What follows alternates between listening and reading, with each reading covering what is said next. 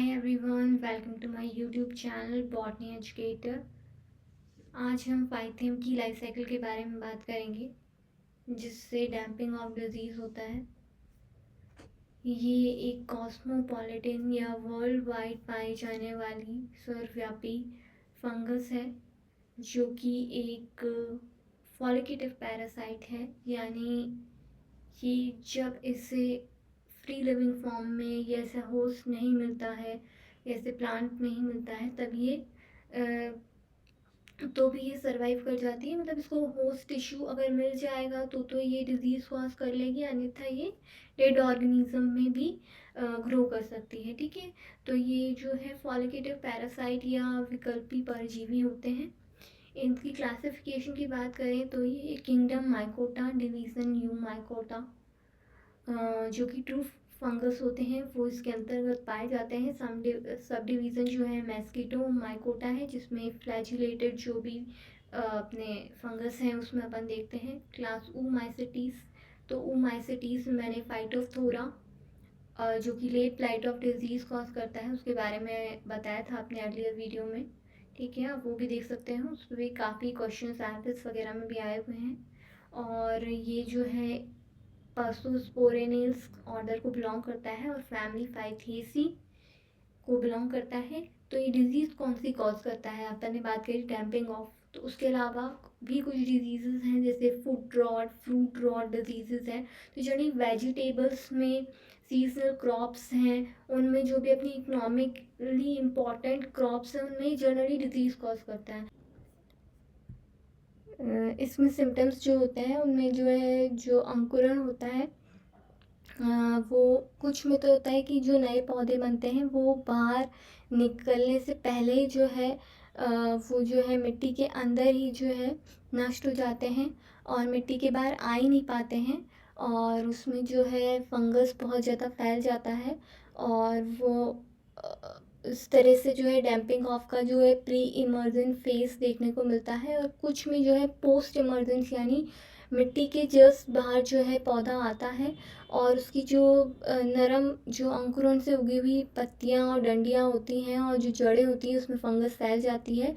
और वहीं जो है वो पौधा उसमें, क्योंकि उसमें बहुत ज़्यादा फंगस की ग्रोथ हो चुकी होती है, तो वो जो सारा जो पौधा है वो डिके हो जाता है और कोलैप्स हो जाता है।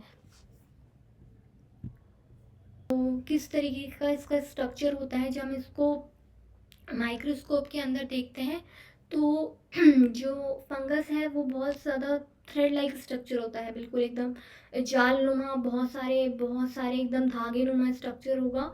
और वो बहुत ज़्यादा एक कवक जाल, एक बहुत बड़ा जो है नेटवर्क सा बना लेगा जिसको हम माइसीलियम कहते हैं। तो माइसीलियम वर्ड जो यूज़ होता है फंगस के लिए होता है। तो माइसीलियम कैसा होता है, तो हाईलाइन होगा यानी ट्रांसपेरेंट सा होगा, बहुत जाल है, ब्रांचिंग होगी उसमें, एसेप्टेड होगी यानी वॉल्स फॉर्मेशन नहीं होगी, सिनोसिटिक मतलब उसमें बहुत सारा प्रोटोप्लास्ट के अंदर बहुत सारे न्यूक्लियस होंगे, बहुकेंद्रीय होगा यानी बहुत सारे न्यूक्लियस एक ही सेल में पाए जाएंगे और बीच में कोई सेप्टा नहीं फॉर्म होगा। सेप्टा या पट या अपन जो वॉल फॉर्मेशन है वो कब होगा, जब केवल सेक्स ऑर्गन्स फॉर्म होंगे। ठीक है, तो हाइफी जो है जिसे हम कवक तंतु कहते हैं वो इंट्रासेलुलर या इंटरसेलुलर होगा। ठीक है, अब या तो सेल्स के बीच में उग रही होंगी या सेल्स के अंदर उग रही होंगी।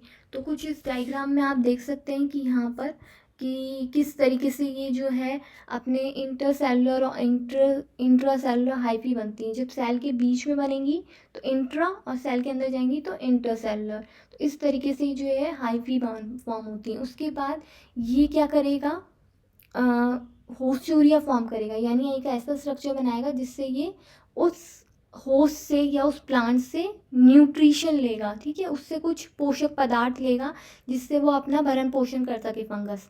तो उसके लिए क्या बनाता है, होस्टोरिया। ठीक है, तो फूड एब्जॉर्प्शन के लिए होस्टोरिया काम आता है। फिर इसको अपनी लाइफ साइकिल पूरी करनी है तो ये एसेक्सुअल रिप्रोडक्शन भी फॉलो अप करेगा और सेक्सुअल साइकिल भी फॉलो करेगा। सेक्सुअल साइकिल जो फॉलो करेगा तो इस टाइप के प्रजनन में क्या होता है, चल बीजाणु बनते हैं। चल बीजाणु यानी जू स्पोर्स, यानी उनमें चलने के लिए कुछ यानी लोकोमोशन के लिए कुछ फ्लैजिला पाए जाते हैं। Flagella is for locomotion, right. तो बाय फ्लैजिलेटेड होता है यानी उसमें दो फ्लैजिला प्रेजेंट होंगे, राइट। तो इस तरीके का जो है, ये जो है यहाँ पे मैंने ये डायग्राम दोबारा से बना दिया है। बाकी मैं डायग्राम ड्रॉ करके आपको दिखा देती हूँ कि किस तरीके से ये बनते हैं। अगले डायग्राम में अपन देखेंगे। ये तो दोबारा से जो है बता दिया है कि ये डायग्राम आ गया है। बाकी मैं बताती हूँ किस तरीके से दिखता है। इस तरीके से जो है फंगल के ये जो है हाइफी दिखाई ये ज़ूस्पोर्स जो है इसमें फ्लैजिला दिखाई देते हैं इस तरीके से, ठीक है। तो ये जो है ज़ूस्पोर्स है और इसमें जो है दो फ्लैजिला पाई जाती हैं जो कि बाय फ्लैजिलेटेड होते हैं। तो अगले अपन डायग्राम में चलते हैं जिसमें मैं बता देती हूँ आपको। ये सोमेटिक हाइफी यानी ये जो हाइफी अपन माइसीलियम देख रहे हैं, ये एक हाइफी है जिसमें बहुत सारे न्यूक्लियस हैं, ठीक है। इसमें ऊपर की तरफ यहाँ पर जो है यहाँ पे वॉल का फॉर्मेशन हुआ, ज़ूस्पोरेंजिया बना। ज़ूस्पोरेंजिया ऊपर बल्ज आउट हुआ, बल्ज आउट होके एक वेसिकल जैसा स्ट्रक्चर बना, उसमें बहुत सारे ज़ूस्पोर्स बनने लगे जो कि कैसे हैं, बाईफ्लैजिलेटेड स्ट्रक्चर है, ठीक है। ये ज़ूस्पोर्स जो बाईफ्लैजिलेटेड है ये कैरेक्टरिस्टिक फीचर है किसका, ऊमाइसेटीज के मेंबर्स का, ठीक है। तो अपन जो ऊमाइसेटीज पढ़ रहे हैं मेन, उसमें ये पाए जाते हैं। तो फाइथियम जो है वो इसका मेंबर है और फाइटोप्थोरा इसका मेंबर है। मैंने दो बताए हैं ना। तो फाइटोप्थोरा का मैंने जो है पहले ही पढ़ा दिया है, उसका लिंक मैं डिस्क्रिप्शन बॉक्स में दे दूंगी, ठीक है। और इसमें भी जो है ज़ूस्पोर्स बन रहे हैं। तो लाइफ साइकिल बना कंप्लीट करने के लिए क्या है, किस चीज़ की ज़रूरत पड़ रही है, एक स्पोर बन रहा है, ठीक है। एक चीज़ बन रही है जो इस प्लांट से उस प्लांट पे कैसे जाए, तो उसके लिए उसमें फ्लैजिला प्रेजेंट है, राइट। तो उसमें जो है एक स्ट्रक्चर के अंदर बनेगी जिसको हम कह रहे हैं स्पोरेंजियम, ठीक है। ये जो स्ट्रक्चर इसको क्या कह रहे हैं हम, स्पोरेंजियम, ठीक है। इस बीजाणुधानी या स्पोरेंजियम के अंदर जो है ये फॉर्म हो रहा है और फॉर्म होके ये जो है स्पोर्स बन रहे हैं और स्पोर्स जो है वो लाइफ साइकिल कंप्लीट करें। अब हम बात करते हैं सेक्सुअल साइकिल की, ठीक है। सेक्सुअल साइकिल में क्या होगा, ये oogamous टाइप की होगी। oogamous मीन्स जो मेल न्यूक्लियस है वो तो फ्लैजिलेटेड होगा, मगर जो फीमेल न्यूक्लियस है वो स्टैंड स्टिल रहेगा, जहाँ पर है वहीं रहेगा और लार्ज होगा, एनहेंस्ड होगा, ज़्यादा बड़ा होगा, उसमें कोई फ्लैजिला नहीं होंगे, ठीक है। तो जो एंथ्रीडियम है, जो मेन रिप्रोडक्टिव ऑर्गन है, उसमें जो है मेन स्ट्रक्चर है, अगर अपन देखें तो एक न्यूक्लियस केवल रहेगा, बाकी सारे ही जो स्ट्रक्चर्स हैं वो डिस्ट्रॉय हो जाएंगे। बाकी सारे न्यूक्लियस तो डिस्ट्रॉय हो जाएंगे, केवल एक न्यूक्लियाई फंक्शनल रह जाएगा कि हमको एक न्यूक्लियाई चाहिए, ठीक है। तो वो कैसा होगा, हैप्लॉइड होगा। फिर ओगोनियम, वो फीमेल रिप्रोडक्टिव ऑर्गन है, उसमें बहुत सारे न्यूक्लियाई फिर बने। फिर क्या हुआ, बाहर के जो बहुत सारे बने थे उनमें बाहर वाले तो डीजनरेट कर गए, राइट। और केवल एक सेंटर वाला जो था ना वो केवल फंक्शनल रह गया, वो भी हैप्लॉइड है और मेल वाला भी हैप्लॉइड है, ठीक है। दो हैप्लॉइड स्ट्रक्चर हो गए। अब क्या हुआ कि मेल जो एंथ्रीडियम था वो फीमेल ओगोनिया के बिल्कुल पास आया, अटैच हो गया। अटैच होके उसमें एक ट्यूब बनी और मेल न्यूक्लियस फीमेल न्यूक्लियस के अंदर आ जाता है। आ गया, इतनी बात समझ में आ गई। अब ये मेल और फीमेल न्यूक्लियस हैप्लॉइड थे। जब एन और एन फ्यूज होंगे तो क्या बनेगा, 2n। तो अब जो जाइगोट बनेगा वो कैसा होगा, 2n बनेगा। तो जाइगोट जो है वो डिप्लॉइड बनेगा। अब डिप्लॉइड जो जाइगोट है वो फिर से लाइफ साइकिल में जाएगा और वहाँ पर जो है ज़ूस्पोर्स बनाएगा और फिर से जो है लाइफ साइकिल में ये चलता रहेगा इस तरीके से। तो हम देख सकते हैं यहाँ पे कि ये मेल न्यूक्लियस है, एग है, oospore बना है।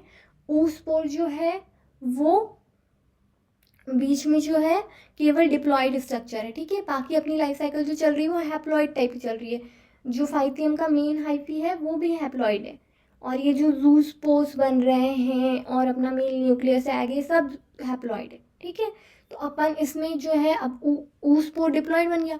अब अपन को जो ज़ूस्पोर्स बनाने हैं फिर से हैप्लॉइड बनाने हैं, तो अपन कौन सा डिवीज़न इसमें फॉलो अप करेंगे, मियोसिस, ठीक है। अर्धसूत्री विभाजन जिसे अपन कहते हैं वो फॉलो अप होगा और ये जो है हैप्लॉइड डिवीजन से फिर से लाइफ साइकिल में आ जाएगा। तो इसके लाइफ साइकिल में क्या क्या अपन देख सकते हैं, तो अगर इसको एसेक्सुअल लाइफ साइकिल फॉलो करनी है तो ये ज़ूस्पोर फॉर्म करेगा, राइट। और अगर इसको जो है सेक्सुअल लाइफ साइकिल फॉर्म करनी है तो ये एंथ्रीडियम ओवोनियम मेल और फीमेल रिप्रोडक्टिव ऑर्गन बनाएगा और मेल न्यूक्लियस और एग बनाएगा, वो फर्टिलाइज करेंगे, ऊस्पोर बनेगा। ऊस्पोर जो है वो केवल डिप्लॉयड स्ट्रक्चर है, उनमें मियोसिस होगा और ज़ूस्पोरेंशियम के अंदर ज़ूस्पोर्स बनेंगे, वो जर्मिनेट करेंगे और फाइथियम बना देंगे। दोबारा से ये लाइफ साइकिल इस तरीके से चलेगी, राइट। तो हमको ये लाइफ साइकिल बहुत अच्छे से याद करनी है कि इसमें किस तरीके से एसेक्सुअल स्पोर्स बनते हैं, तो एसेक्सुअल लाइफ साइकिल चलती है। जब भी गैमेट्स बनेंगे तो उसे सेक्सुअल साइकिल कहते हैं। जब भी गैमेट्स बनेंगे, गैमेट्स क्या होते हैं, मेल न्यूक्लियाई और फीमेल न्यूक्लियाई, तो बनेंगे क्या, मेल सेक्स ऑर्गन और फीमेल सेक्स ऑर्गन में। तो जब भी सेक्सुअल साइकिल होगी तो अपने पास गैमेट्स का फॉर्मेशन होता है, वो गैमेट्स फूस होके एक जाइगोट बनाते हैं जो कि कवर्ड अप है, तो उसको अपन ऊस्पोर कह रहे हैं, ठीक है। वो एक थोड़ी देर के लिए एनलार्ज सा ऐसा स्ट्रक्चर बन गया है जिसको हम थोड़ी देर के लिए, अगर वो रह भी गया प्लांट के अंदर तो वो ख़राब नहीं होगा, उसके आउटर में, जाइगोट के आउटर में एक वॉल जैसी थिकनिंग जैसी बन गई है, ऊस्पोर बन गया है वो, ठीक है। उसमें मियोसिस होगा, जब भी उसको अब फेवरेबल कंडीशंस मिलेगी उसे वापस भी तो अपने नॉर्मल रूप में जाना है, दूसरी फंगस बनानी है, दूसरा माइसीलियम बनाना है, तो उसके लिए वो क्या बनाएगा, फिर से ज़ूस्पोर्स बनाएगा और दोबारा से लाइफ साइकिल में चला जाएगा, ठीक है। ये ऊस्पोर्स जो है आपकी मिट्टी में भी रह सकता है, ऐसा नहीं कि अगला सीज़न आना है और अगले सीज़न में बीमारी कॉज करनी है, तो ये इस तरीके से भी रह सकता है। तो किस तरीके से क्वेश्चंस आते हैं, तो सेल वॉल जो है ओमाइसिटीज़ की वो कैसी होती है, काइटिन और ग्लूकेन की बनी होती है। ओमाइसिटीज़ का दूसरा कैरेक्टर क्या है कि इसमें जो है सेल वॉल जो है, सेल वॉल की बात हो गई, इसके जो सिनोसिटिक होती है और सिनोसिटिक और एसेप्टेड हाइपी होती है। तीसरा है कि इसमें जो है अपने जो है क्या देखने को मिलता है, बाइफ्लैजिलेटेड ज़ूस्पोर्स देखने को मिलते हैं। तो एसेक्सुअल रिप्रोडक्शन जो है ज़ूस्पोर्स के थ्रू होते हैं। पाइथियम जो है वो एक फॉलिकेटिव पैरासाइट है, राइट। आप अपने जो क्वेश्चंस अगर आईएफएस में देखें तो फाइटोप्थोरा पे और फाइथियम पे क्वेश्चंस आए हुए हैं इस तरीके से, तो अपन को ये दोनों ही पढ़ने हैं। इसका लिंक मैं डिस्क्रिप्शन बॉक्स में फाइटोप्थोरा का मैं दे दूँगी। के लिए इतना ही। आई होप आपको वीडियो अच्छा लगा होगा, और आपको अगर वीडियो अच्छा लगा है तो लाइक कीजिए, शेयर कीजिए, सब्सक्राइब कीजिए और मेरे चैनल पे बने रखिए।